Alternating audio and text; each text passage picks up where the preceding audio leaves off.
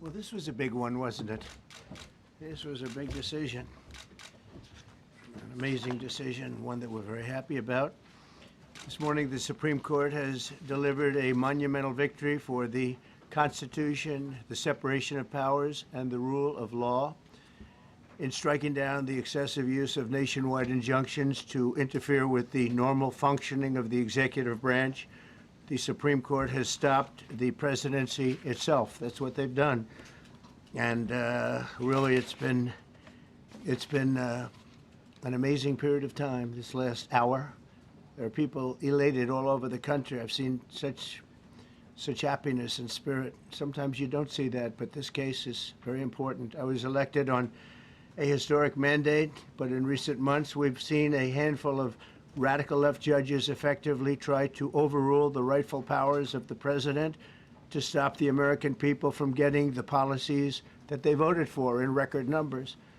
It was a grave threat to democracy, frankly, and instead of merely ruling on the immediate cases before them, these judges have attempted to dictate the law for the entire nation. In practice, this meant that if any one of the nearly 700 federal judges disagreed with the policy of a duly elected president of the United States, he or she could block that policy from going into effect or at least delay it for many years, tie it up in the court system. This was a colossal abuse of power which never occurred in American history prior to recent decades. And we've been hit with more nationwide injunctions than were issued in the entire 20th century together. Think of it, more than the entire 20th century, me. I'm grateful to the Supreme Court for stepping in and solving this very, very big and complex problem, and they've made it very simple.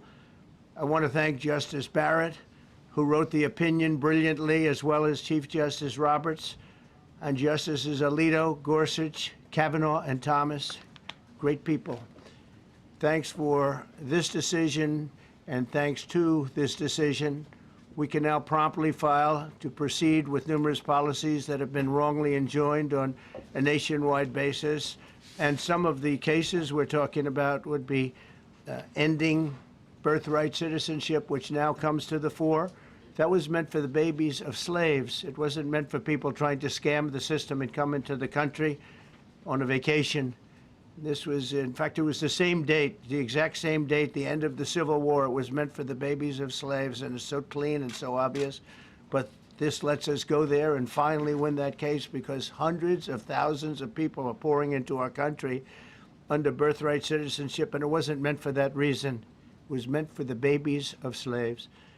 So thanks to this decision, we can now promptly file to proceed with these numerous policies and those that have been wrongly enjoined on a nationwide basis, including birthright citizenship, ending sanctuary city funding, suspending refugee resettlement, freezing unnecessary funding, stopping federal taxpayers from paying for transgender surgeries, and numerous other priorities of the American people. We have so many of them. I have a whole list. I'm not going to bore you, and I'm going to have Pam get up and say a few words, but there's really, she can talk as long as she wants, because this is a very important decision. This is a decision that covers a tremendous amount of territory. But I want to just thank, again, the Supreme Court for this ruling. It's a giant. It's a giant. And they should be very proud, and our country should be very proud of the Supreme Court today. And with that, I'd like you to listen to the words of Pam Bondi. She's an incredible Attorney General. We're very proud of her. And as you know, Todd Blanche is with us, and we have so many others that worked on this case and other cases. And I think they're doing a great job. Pam, please say a few words. Thank you, President Trump. Thank you for fighting for all Americans. Americans are finally getting what they voted for. No longer will we have rogue judges striking down President Trump's policies across the entire nation. No longer. Today, in the 6-3 opinion, Justice Barrett correctly holds that the district court lacks authority to enter nationwide or universal injunctions. These lawless injunctions gave relief to everyone in the world instead of the parties before the court. As the Supreme Court held today, they turned district courts into the imperial judiciary. Active liberal judges have used these injunctions to block virtually all of President Trump's policies. To put this in perspective, there are 94 federal judicial districts. 5 of those districts throughout this country held 35 of the nationwide injunctions. Think about that, 94 districts, and 35 out of the 40 opinions with nationwide injunctions came from 5 liberal districts in this country. No longer. No longer. These injunctions have blocked our policies from tariffs to military readiness to immigration to foreign affairs, fraud, abuse, and many other issues. The judges have tried to seize the executive branch's power, and they cannot do that. No longer. No longer. And on immigration, on a side note, today marks 2,711 arrests on these terrorists and these gangs. Total arrest today with HSI investigations. And thank you, Stephen Miller. Thank you to Homeland Security. Thank you to everyone working hand in hand with the FBI on all of these transnational gangs. TDA has been a huge terror to our country, as well as MS-13, as well as Sinaloa cartels. No longer. No longer. These injunctions have allowed district court judges to be emperors. They vetoed all of President Trump's power, and they cannot do that. This has been a bipartisan problem that has lasted 5 presidential terms, 5 different presidents, and it has ended today. We will continue to fight for President Trump's policies. I want to thank the Office of White House Counsel, Dave Warrington. You and your staff have been incredible. Our Solicitor General's office, John Sowers, Sarah Harris, and Todd Blanche and Emil Bovey. Todd's going to say a few words because we've had another major ruling today on transgender books and some other great wins that we've had. But no longer will they have this power in our country. It is the president's authority under his executive branch to do everything to fight for the American people, and he will continue to do that. That's why he was overwhelmingly elected. Thank you. Thank you. Yeah, today's a great day for the rule of law. It's a great day for the Justice Department, and it's one that's been a long time coming and one that every American should have been waiting for with bated breath. And so I echo what the President said and Attorney General Bondi, that the Supreme Court did a great thing today, not only for this administration, but for every American in this country. If not for the injunctions case, we would be here talking about another great decision that came down today, the trans books case, which restores parents' rights to decide their child's education. Seems like a basic idea, but it took the Supreme Court to set the record straight, and we thank them for that. And now that ruling allows parents to opt out of dangerous trans ideology and make the decisions for their children that they believe is correct. And so we thank the Supreme Court for that. There's been multiple decisions over the past several weeks that just show why this nationwide injunction ban had to happen. For example, what I mean by that is local district court judges issuing decisions that are clearly contrary to law just because they don't like the policy of President Trump. And when it gets to the Supreme Court has to correct it. But that takes time. The Attorney General thanked our lawyers, and I'll do it again. Our lawyers are working 24 hours a day, 7 days a week to fight these injunctions and to emergency appeals, emergency stays, going back to the district court judge, asking them to change their view. And so their hard work is really paying off today, but over the past few weeks. We had a stay of an order that prevented DHS from moving aliens to a third country. We had a stay of an order that stopped the Department of Defense from implementing military readiness, the EO that President Trump signed. We had another stay of an order forcing reinstatement of fired executive branch employees entirely within the President and Article 2, his right to do. We had a stay of, as you all know, of numerous DOJ cases. And again, every one of those stays requires a tremendous amount of work and effort by the lawyers and the parties involved, and they should be doing other work. They should be doing the work that the President and this administration demands and has a right to demand, and not fighting these local judges who don't make decisions based on the law. They make decisions because they just simply don't agree with the administration's decision about a policy, and that's wrong. Thank you. Any questions? Yes, for Pam, please. Go ahead. Sure. Thank you, Madam Attorney General. So as you know, the Supreme Court did not rule on the underlying constitutionality of the President's birthright citizenship order. So what is the plan now? Are you going to try to implement the EO just in states where there isn't a legal challenge? Yes, so birthright citizenship will be decided in October in the next session by the Supreme Court, unless it comes down in the next few minutes. I guess it could come down. I think they're still deliberating right now on some cases. As you heard, we just got transgender books, which is a huge win. But most likely, that will be decided in October in the next session. However, it indirectly impacts us because, as you correctly pointed out, if there's a birthright citizenship case in Oregon, it will only affect the plaintiff in Oregon, not the entire country. So yes, it's indirectly, but that's pending litigation, and we're waiting on that in the next term. And how concerned are you that the Supreme Court will come back and determine that the executive order is unconstitutional? Oh, we're very confident in the Supreme Court. But again, it's pending litigation, and that will directly be determined in October, but it indirectly impacts every case in this country, and we're thrilled with their decision today. Peter. Madam Attorney General, thank you for being here to take our questions. A couple questions to the both of you. The EO had a 30-day grace period before it goes into effect. Is there any thought about trying to make it effective immediately within that period of time? We're going to follow the law. We're going to make those decisions, and we're going to do what's right in the bounds of the law. And then the DOJ didn't ask the justices to rule on the merits of the birthright citizenship ban. Just for explanation purposes, why? Sure, because that's going to come down in October in the separate. This was huge because it's indirectly impacted today. As I said, it's case by case. Let me reiterate, of the 35 of the 40 nationwide injunctions filed against this president, against his executive authority as President of the United States, 35 of them came from Maryland, D.C., Massachusetts, California, Washington. I mean, that's crazy. These 5 districts. So yes, it indirectly impacts us. It will be a separate decision in October. Next question. Thank you, Mr. President.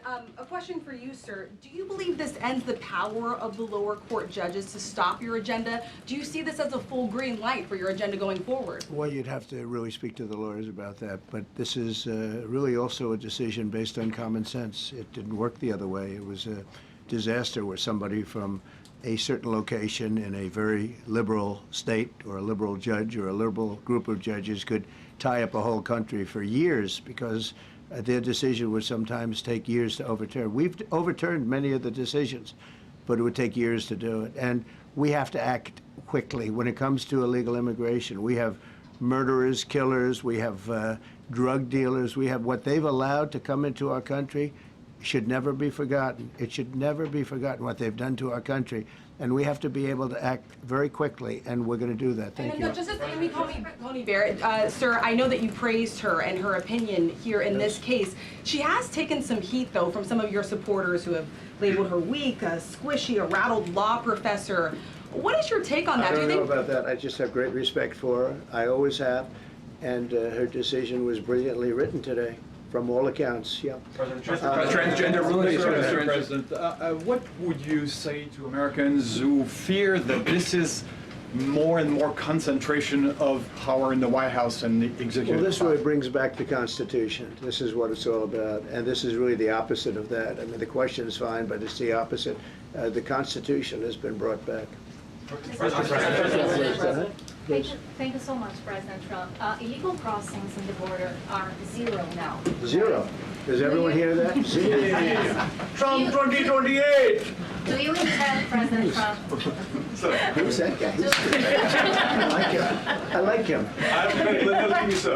He's working the cameras. With this new reality, President Trump, in the border, do you intend to engage personally with leaders from South America, not only Central America, Sure. in order to I do tackle that this anyway. serious situation in I a do that regional anyway. way, and if you have a perspective of meeting some Sure. presidents from South America, as Brazil, for example. Well, you see, as an example, not South America, but NATO over the weekend. Yeah.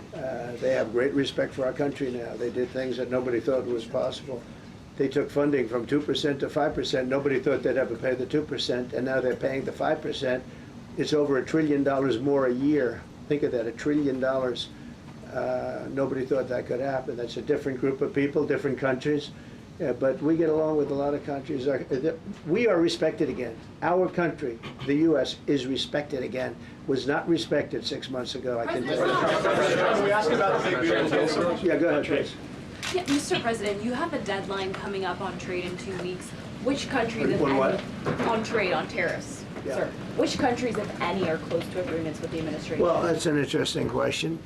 We've made a deal with China. We've made a deal with probably 4 or 5 different countries. With the UK, it was a great deal for both. And we're in the process of making some others. But ultimately, in fact, Scott is here, and Howard Lutnick, these 2 guys have been doing an incredible job, and the people that work with them have been doing an incredible job. But, you know, we have 200 countries, you could say 200 countries plus. We can't do that. So at a certain point over the next week and a half or so, or maybe before, we're going to send out a letter. We talked to many of the countries, and we're just going to tell them what they have to pay to do business in the United States. And it's going to go very quickly.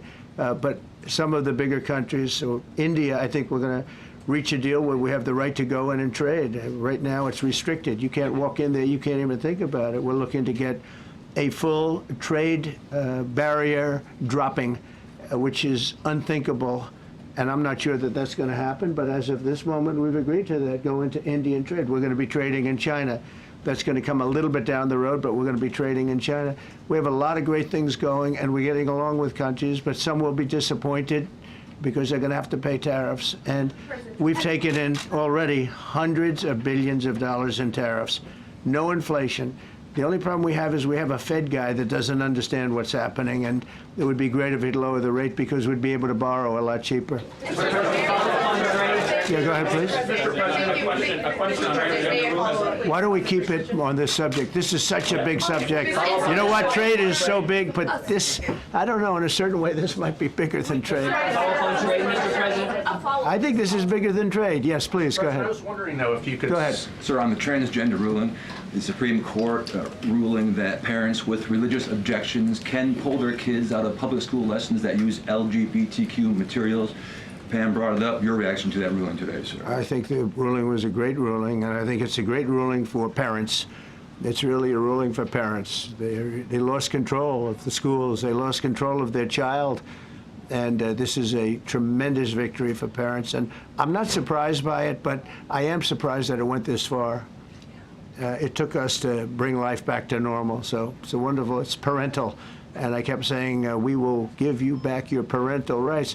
They were taken away, and this is a tremendous victory for parents. Yeah. Mr. President, if you look at back at the last week, it's been extraordinary in terms of the action in the Middle East. You were at The Hague. Been a hell of a week, hasn't it? I'm wondering now if you It's believe been that some Iran... week.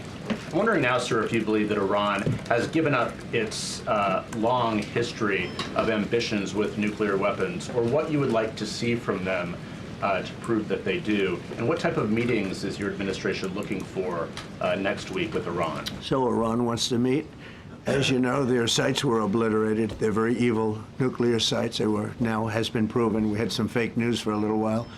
The same people that covered the Hunter Biden laptop was from Russia. The same people that did 3 or 4 other Russia hoax. But on their ambition. No, wait, just listen. They came up with something that delayed the credit that our great pilots and these great what talent that was, and they hit it right down in the spot. 52,000 feet. Think of this dark, no moon, you couldn't see a thing, and they hit the refrigerator door, as they say. That's the size of a target, and overwhelmingly, and it's amazing what was done.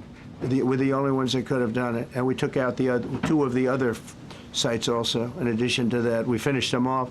That was a very evil intention. I believe that, and again, time will tell, but I don't believe that they're going to go back into nuclear anytime soon. They spent over $1 trillion on nuclear, and they never got it together. And nothing was moved from the site, by the way. To do that is very dangerous. It's very, very heavy material. Those cars were most likely the cars of masons because they were pouring concrete at the top, at the hatch, as you know, the hatch going into the nuclear site. They wanted to reinforce it, and they had some masons there pouring concrete. By the way, that concrete was obliterated. It hit exactly at the concrete. It was, I don't think it had a chance to dry, but everything's down there. It's under millions of tons of rock. Please. Yes. Your administration has said that El Salvador is one of the safest countries in the hemisphere. So why haven't you yet canceled temporary protective status for that country? Was it part of the deal? Well, we'll take a look. We've had a great relationship with El Salvador. They have a fantastic leader. They built a massive prison system. And I don't know exactly why, but it's a hell of a system. And we bring people there, and when they go there, they don't get out. And frankly, when they hear they have to go there, they become very nice people.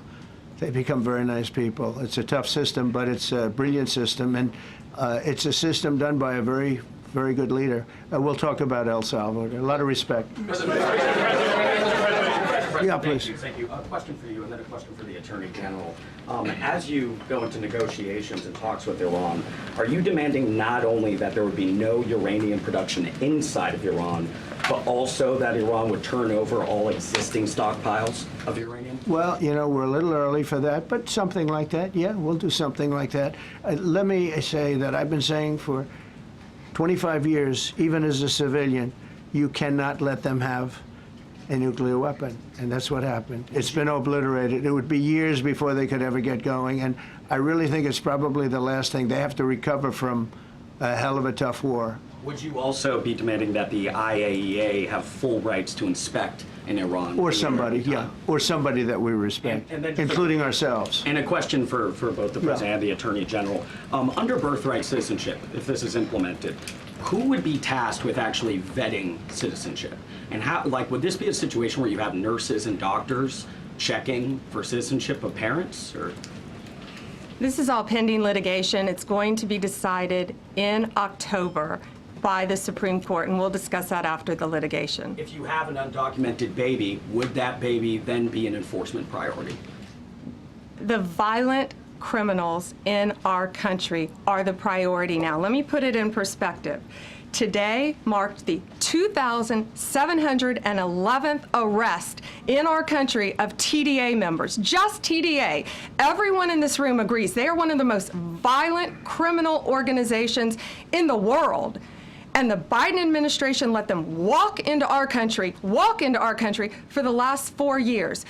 2,711 of them today have been arrested in our country. That is the priority of Donald Trump. That is the priority of this country, of Homeland Security, of all of our lawyers, of FBI. That's the priority. That will be discussed in October when the Supreme Court hopefully rules in our favor, and we're very confident of that. But you should all feel safer now that President Trump can deport all of these gangs, and not one district court judge can think they're an emperor over this administration and his executive powers, and why the people of the United States elected him. I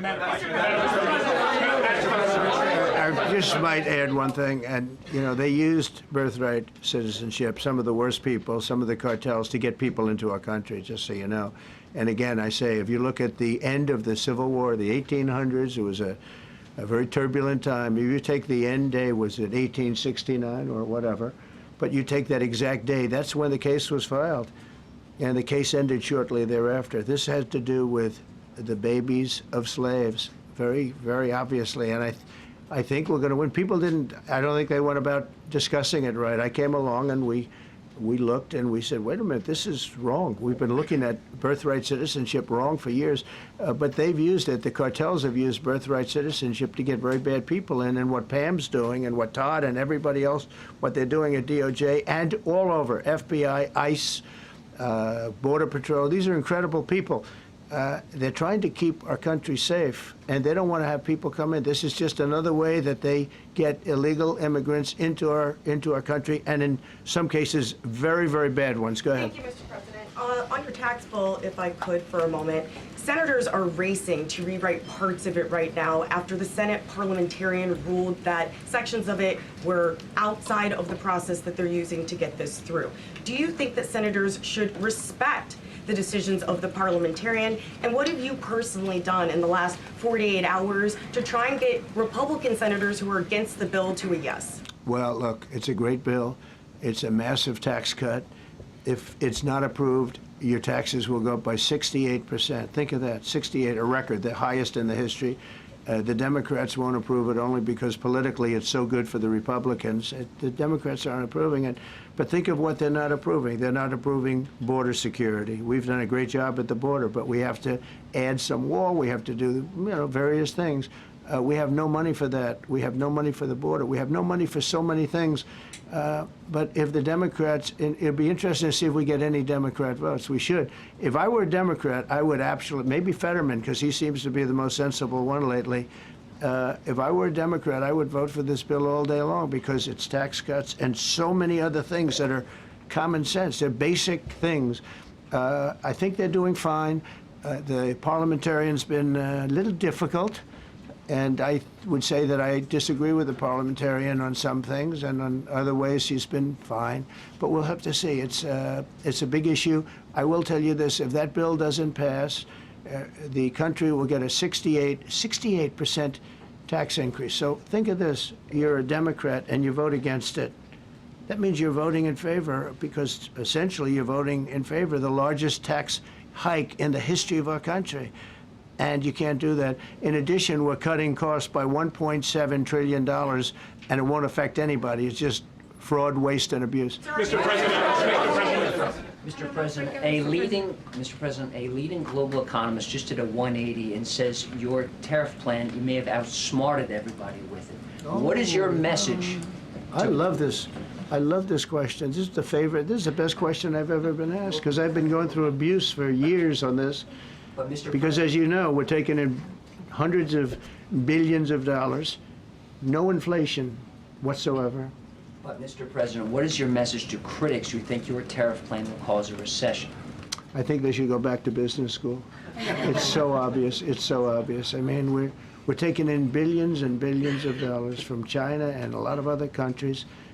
We took in, I had a call from somebody in the House and a high official.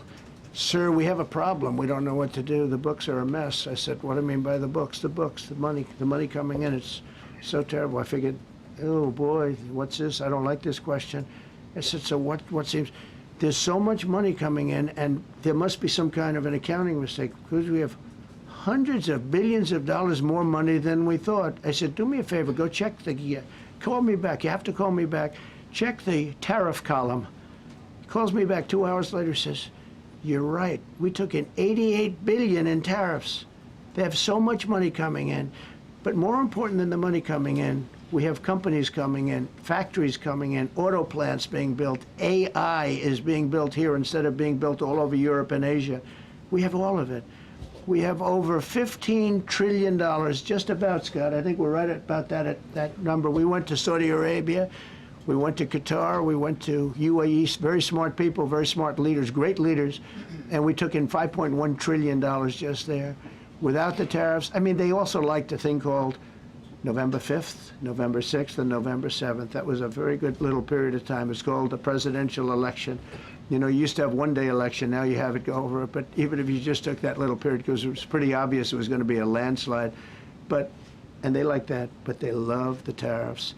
I had Texas Instruments come in the other day, big company, and he said, we're putting in $60 billion into new plants and new equipment, new everything.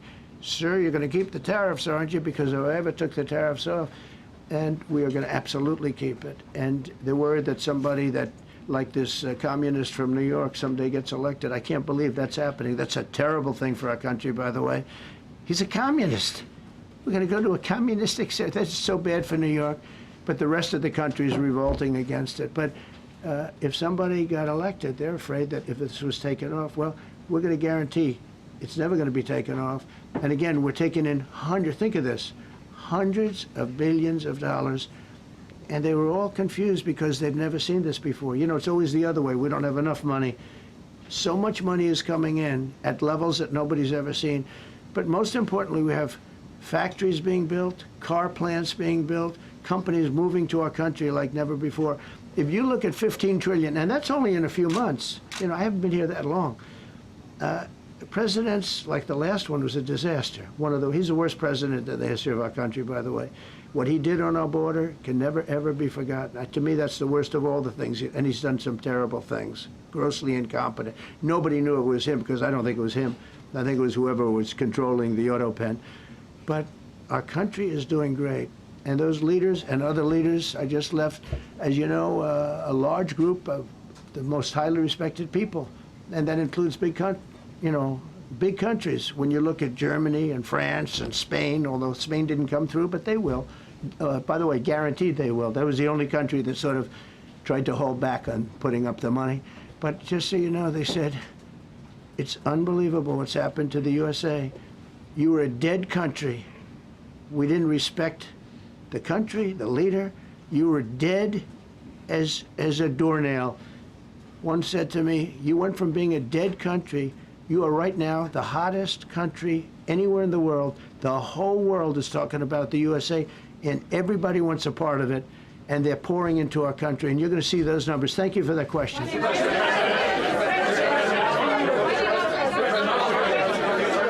Yeah, go ahead. Thank you, Mr. President. I have a question about trade. Secretary Bessent has said that he hopes tariff deals with major partners will be done by Labor Day. So if some deals are not done by your July 9th deadline, will some countries' tariffs go back up, or will they stay where they are now? Well, there are some countries that are used to ripping us off, to be honest with you. And I don't want to name them, but you sort of can name them. And they're so used to just, taking it billions and billions of, look, we had a trade deficit of more than $1 trillion. Think of a trillion, a trade deficit. That's because nobody cared. We cared a lot when, I took in hundreds of billions of dollars in tariff. We had the greatest economy in history up until now. I think we're going to blow it away. But during my time, and especially prior to COVID, we had the greatest economy in the history of our country. I think we're going to blow it away now based on the kind of numbers that we're seeing. But some countries are very angry because they've been ripping us off for years. They've been making billions and billions of dollars. There was nobody to negotiate with. They could do whatever they want. They charged us tariffs, by the way, at numbers that we've never seen before. And we ended up losing much more than $1 trillion a year. $1 trillion a year on trade. And now they're being met with a force that's far greater than them, and they don't like it. So they're upset because instead of making, $5 billion, they're going to break even, or they'll make a little bit. I want to be nice. They'll make a little bit, or we'll make a little bit. It's a big difference. Yeah, please go. Go ahead. Red dress. On the 2020 election, is there any more information on the special prosecutor? So many Americans still have questions about the 2020 election. And speaking of rogue judges, would you consider appointing somebody at DOJ maybe to investigate the judges that allowed for the political persecution of you, your family, and your supporters during the Biden administration? I love you. Who are you? I'm Kara from Lindell TV. Well, that's just a very nice question. And it's not a setup. I have no idea who you are, but I appreciate that question. All I can say is we're not here for that. I hope so. I hope they're doing a thing because that election was rigged and stolen, and we can't allow that to happen. A lot of people tell me, sir, you just won the greatest election in the history of our country. You won at numbers that won all 7 swing states, won the popular vote, won everything. Sir, go on with your life. And many people that say that, good people, friends of mine, then you have people that say that same thing, go on with your life, but you have to find out what happened because you can't let that happen again. Look at what this lunatic did. Look at what he did. He opened our borders to people that were murderers, 11,888 to be exact, murderers. And we've captured many of those murderers, and we're bringing them back, or some of them are so dangerous that we don't even want to bring them back. We're afraid they're going to try and come back in. But he allowed people to come into this country, people from mental institutions, insane asylums, that's a mental institution on steroids, people from mental institutions, gang members, drug dealers, people, jails being emptied out into our country. Venezuela emptied out almost its entire prison population into our country. But I don't want to blame them. Many countries have done that. The Congo, we have a great press conference coming up later, and it's the Congo and Rwanda. They were fighting for years, and it was machetes, it was vicious, it was as vicious, people's heads being chopped off.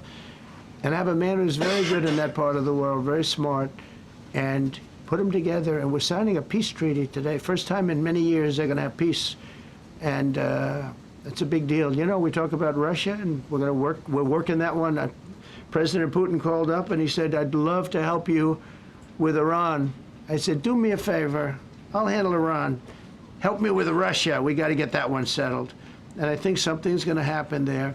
But we did some great work. India and Pakistan. That was going to be maybe nuclear. We did that. We did a lot of work.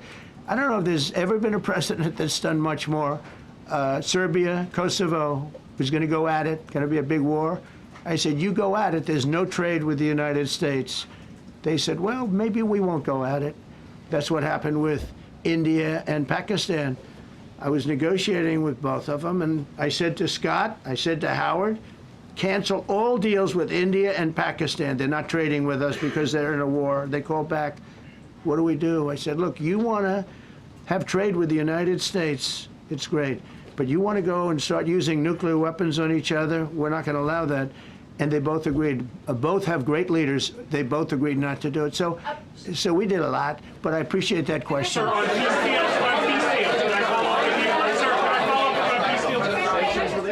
Thank you so much. Yes, Thank you, please, Mr. Orange. President. Thank you, Mr. President. I was just speaking with Senator Ron Johnson on the One Big Beautiful Bill, and he says he really wants to get to yes for you and get this accomplished. He does. He's a good man. But he also said that he needs more time, and he is not certain that the July 4th deadline is possible. Well, then he's not such a good man. Because there's too much work to do. He's a good man. Ron How Johnson's important- doing a good job. He's very committed. Every Republican senator is committed. And, you could have a couple of grandstanders, in all fairness. You could have somebody else. And it's very dangerous because our country would go from being the most successful country in the world to who knows what happens with a 68%, think of it, 68% tax increase. That was given by the Democrats because they like high taxes. I don't know what happened. All my life, I'd grow up and I'd watch politicians talking. I'd say, oh, that's fun. And they were always saying, we will cut your taxes. We will cut your tax. I never heard it. They say, we will raise your taxes. And they elect people like this guy in New York that maybe has a chance. I find it hard to believe, but he maybe has a chance. They want to raise your taxes. So they want to see a 68% tax increase. That's more money than anybody could afford. You'd go into a depression if that ever happened. So I think there's a lot of pressure to get that approved. How important is the July 4th deadline to you?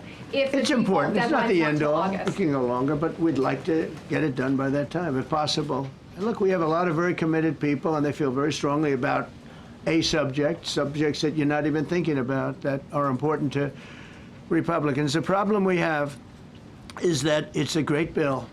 It's a popular bill, but we'll get no Democrats only because they don't want to vote for Trump. If that bill was their bill, oh, they would be so happy. It's so great for our military. It's great for everything. And they would normally vote, but because their hatred of Trump, they have Trump derangement syndrome at levels never seen before. And instead of voting for a tax cut, they're voting for a tax increase of 68%. They're voting to destroy Social Security, destroy Medicare, and destroy Medicaid. And we're voting to make them perfect and to make them better, make them stronger and better. They're going to destroy Medicaid, and they're going to destroy Medicare, and Social Security will follow.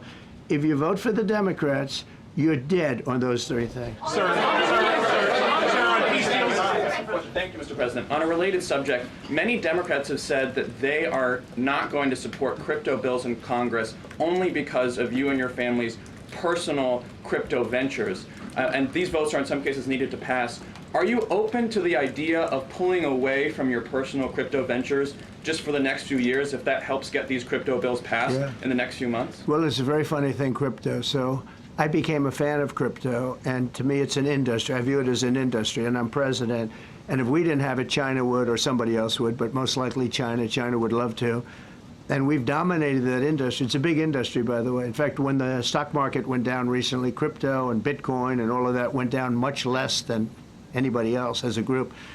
And we've created a very powerful industry, and that's much more important than anything that we invest in. We invest in it, but really that was an industry that wasn't doing particularly well. I got involved with it a couple of years ago, and before the second term. I got involved before I decided to run. I only decided to run because I saw what was happening, and Biden was incompetent, and the administration was crooked and incompetent. And I was in Bitcoin then, not knowing if I was going to do it a third time. So it's become amazing. I mean, it's the jobs that it produces. And I notice more and more you pay in Bitcoin. I mean, people are saying it takes a lot of pressure off the dollar. And it's a great thing for our country. So I don't care about investing. You know, I have kids and they invest in different things. They do believe in it. But I'm president, and what I did do there is build an industry that's very important. And you know, if we didn't have it, China would. Okay. Sir, Mr. President, go ahead. With the glasses, gentlemen, go ahead, please. Go ahead. Thank you, Mr. President. So, are you going to cut funds in the sanctuary states, like for instance California, they keep supporting illegal immigration, and then these people work under Yeah, we're the giving them a table? hard time. And also, a foreign policy I question. mean, they don't have a governor in California. They have a man that wants to give away everything to people that nobody's seen before. If we didn't go into Los Angeles with the military, which did a fantastic job, but if we didn't go into Los Angeles bringing in the National Guard, I would have brought the military if it was necessary, because you have to. We have the right to. That was another thing upheld by the Supreme Court. But if we didn't go in with the National Guard and be strong and tough, you wouldn't maybe have Los Angeles. It would be like the rest of California, the rest of Los Angeles. They lost 25,000 houses in a fire. They should have lost none. You know, I sent the water down. I had to break into their water supply because they just refused to do it. They're crazy. There's something wrong with them. They have plenty of water. They don't have droughts or anything. They have plenty. We let it come down from the Pacific Northwest. They routed all the water out into the Pacific Ocean for environmental reasons, okay? And now you have 25,000 houses, none of which would have burned down if you had the water. They didn't have water. They didn't have water for the fire pumps. They didn't have water in the sprinkler systems that people put in. So the answer is we're going to work with governors. We're going to work with radical left Democrats and Democrats, and we're going to make it good for everybody. We'll have to stop the crime in those, in the case of the cities, I think I can say just about all cities with heavy crime are run by Democrats. Go ahead. 11 lies. Yeah, with the glasses. I'm with you, Go ahead, yes. International. Yeah, no, the man behind you, yeah, please. President Trump, Anthony Marshak from Amphibian, Lebanon. I want to ask you regarding the threats posed by Iran's allies and proxies operating in the U.S. They were threatening your life. So what do you say about that? And regarding the Lebanon, because Hezbollah is as well part of Iran's allies, is there any time frame in Lebanon regarding disarming Hezbollah in Lebanon? Yeah, Lebanon is a great place with brilliant people. You know, it was known for the professors and doctors and had an incredible history, and hopefully we can bring it back again. I just appointed a friend of mine who's Lebanese, and I didn't know he was Lebanese. I've known him for 20 years, very, very successful man. And I just appointed him. And I said, why would you want that? He says, because I was born there, I was raised there, I love it. I love it so much. I said, you know, it's very dangerous going to Lebanon as ambassador. And he said, that's what they say, but I don't care about danger. I mean, this is a guy that is just a very big business guy. He wants to give up his whole life to go to Lebanon because he believes in it so much. We're with Lebanon all the way. We'll try and straighten it out. Your life as well. So what action? Threaten my life? Yeah, they have threatened. I get that throbbing feeling every once in a while. Get that throbbing feeling, but you know what? That's okay. This is a dangerous business. What I do is a dangerous business. You know, I tell the story of the car companies and different people in different professions you have. Race car drivers, as an example. 1/10 of 1% die. Bull riders, 1/10 of 1%. That's not a lot, but it's people die. When you're president, it's about 5%. If somebody would have told me that, maybe I wouldn't have run. Okay? This is a very dangerous profession. Yeah, please. By the way, so many questions. Should we keep this going, Pam? Or not? This is the opposite of Biden. Biden would take a half a question and he'd leave without answering it. Go ahead. On Iran. You tell me when it gets boring. Okay. If Iran. Are you from Iran? No, I'm not from Iran. I'm from the UK. But if the intelligence reports conclude that Iran can enrich uranium to a level that concerns you, would you consider bombing the country again? Without question, absolutely. And have you had any conversations? Turned out to be unbelievable. But, you know, our incredible flyers and I call them the shots, these guys are unbelievable. Think, from 52,000 feet, they hit the equivalent of a refrigerator door. They actually hit it right in the center, so it's much smaller than that. And just bomb after bomb going deeper, deeper, blowing up. Incredible, incredible thing. I don't know if you heard the general, he was very impressive. Raisin Cane. You know, he's the one that beat ISIS for me. And he did it in a matter of weeks. And I was told it was going to take 4 or 5 years. And when I got this job, I always said, if I get this job, I'm going to put that guy as the head of the Joint Chiefs of Staff. And Dan Kane, and he, when I heard his name was Raisin, his nickname is Raisin Cane. I said, you got to be kidding. So I liked him right from the beginning. But he knocked out ISIS in a time that nobody ever thought possible. And when this attack was completed and so successful, I said, now I know how you knocked out ISIS so quickly. But we have the best people, we have the best equipment in the world. You know, I rebuilt the military during my 4 years, during my other term. We have the best equipment in the world. The problem is we gave away, you know, a lot of it, but small, relatively speaking. We gave a lot of it away to Afghanistan. Shouldn't have happened. That just shows how incompetent they were. They gave all that equipment away, billions and billions of dollars worth. Shouldn't have happened, but that was small compared to what we have. Now we have a great military with great people. Okay. Yeah, please. Mr. President, congratulations. A couple of very different questions. One is Rwanda, 1994. As you grew up in New York, we all knew how horrific those attacks were. Congratulations on that treaty. There are talks that perhaps... That's going to take place today at 3 o'clock in the Oval Office. We're going to have a signing with Rwanda and the Congo. So I'm a little out of my league in that one because I didn't know too much about it. I knew one thing. They were going at it for many years and with machetes. It is one of the worst wars that anyone's ever seen. And I just happened to have somebody that was able to get it settled. I mean, just a brilliant person who is very comfortable in that part of the world. It's a very dangerous part of the world. I said, are you uncomfortable there? People are being killed. School children are being raided and killed. And I don't even want to say how, but as viciously as I've ever heard. Are you uncomfortable? No, that's the part of the world that I know. Very comfortable. Was able to get them together and sell it. And not only that, we're getting for the United States a lot of the mineral rights from the Congo as part of it. They're so honored to be here. They never thought they'd be coming to, look, this is a very tough part of the world. They never thought, they were just telling me, they never thought they'd ever be coming to the White House, and they're so honored. And so we're going to give them a great big reception, but that's after many years of fighting. It's a great thing. That's at 3 o'clock, I believe. Sir, are you concerned at all about secret nuclear sites in Iran? You talked about maybe just secret nuclear site? Yes, there might be some that Not don't really. Can I tell you? They're exhausted. And Israel's exhausted too. And I dealt with both of them. And they both wanted it settled, both of them.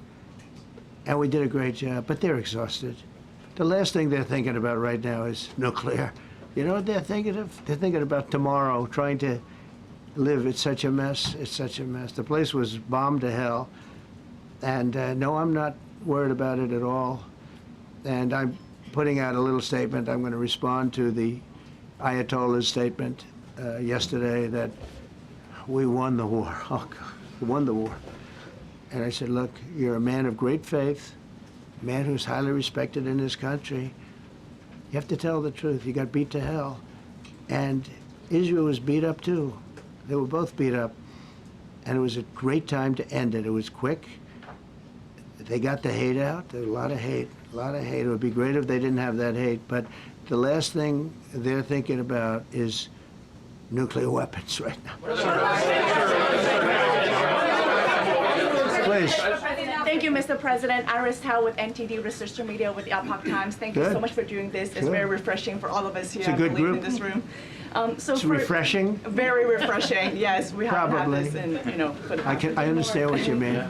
So thank you so much for coming out here. Other to than talk to us. Caroline's done a great job. Yes, sure. You're referring to the past administration, Yes, not to yes. Caroline, right? Yes.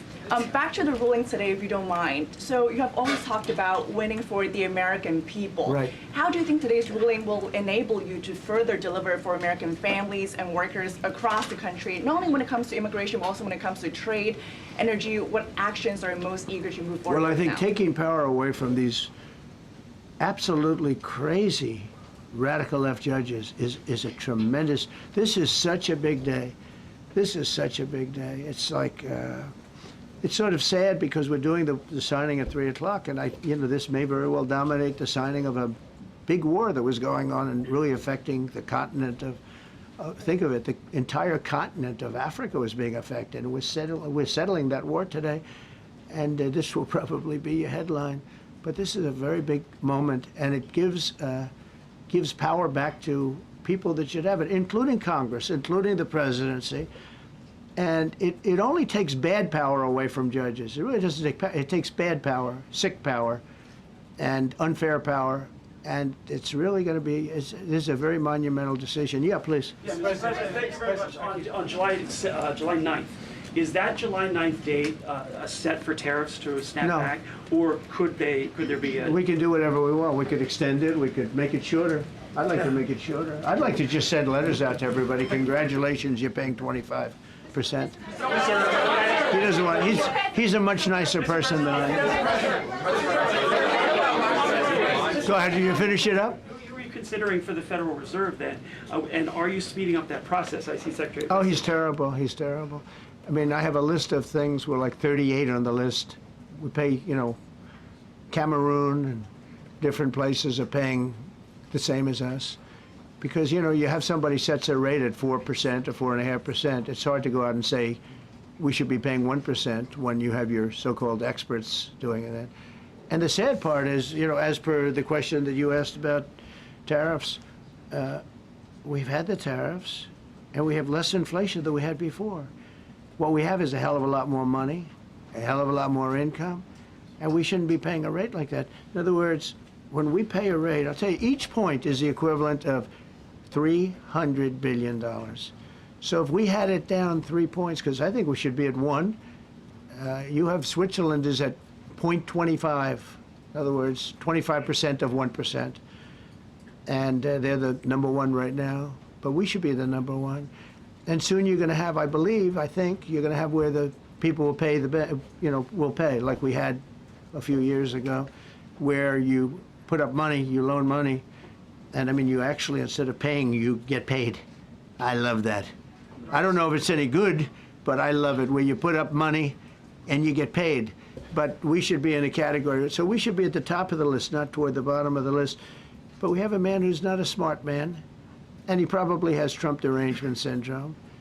And he's just not a smart person. What he's doing, though, he's hurting us for years to come. Because if we borrow money at 2 points higher than we should be paying, that's $600 billion. Wouldn't you say those numbers are about right, Scott? So it's 2 points would be about 600, actually more than that, but about $600 billion, all because the guy doesn't want to lower the rates. He is doing the service, a very disservice, and then he goes up and talks about, I'd like to see costs come down. He gets up and he does his little thing for 5 minutes, and he goes out and he goes back to the beach. He goes, I'd like to see costs come down. Well, he could lower the interest cost by $900 billion a year. All he has to do is lower rates. And everybody's saying, I was watching some of the business shows today, and they're saying, Trump's right. He should really be cutting. The country's doing well. We have no inflation. Now, despite him, we're doing great. But if we got the rates down, we would be a rocket ship. So I think that'll be it. And I just want to thank everybody. This is a really big day. We've had... we've had a big week. You know, we've had a big week. We've had a lot of victories this week. NATO was a tremendous victory. The war was a tremendous. Look, we were talking about this for 30 years about Iran being nuclear, and all I said is it will not be nuclear, and it's not going to be nuclear. And you know, I want to give credit to a lot of people, and most importantly to our great military. Boy, they put out that fire. Once that happened, once those bombs got dropped, that war was over. That war was over. But I just want to compliment them. Incredible. The general and all of his generals. Pete Hegseth was great. They all. And now I want to compliment Pam. A lot of genius went into this. You know, people, if you don't say it exactly right, if the Supreme Court doesn't get it because it's incorrectly spoken about, and that happens. A lot of cases are lost because they don't say the right words. But I want to correct. She's going to go down as a great attorney general. I may change my mind about that. I don't know. Maybe someday I'll have call and say I was only kidding. She's going to go down as a great attorney general. This was a tremendous win, and we've had tremendous wins, but this was a tremendous win today. So I just want to congratulate you and Todd and your whole staff. Very brilliant people, and we can't forget John Sauer. That's right. Who is with. There's a medical emergency within his family, so he's taking care of that, and we said absolutely. So I just want to thank everybody very much. Thank you. Jeff Bezos on his wedding weekend. Sir. Thank you, Mr. President. Thank you, sir.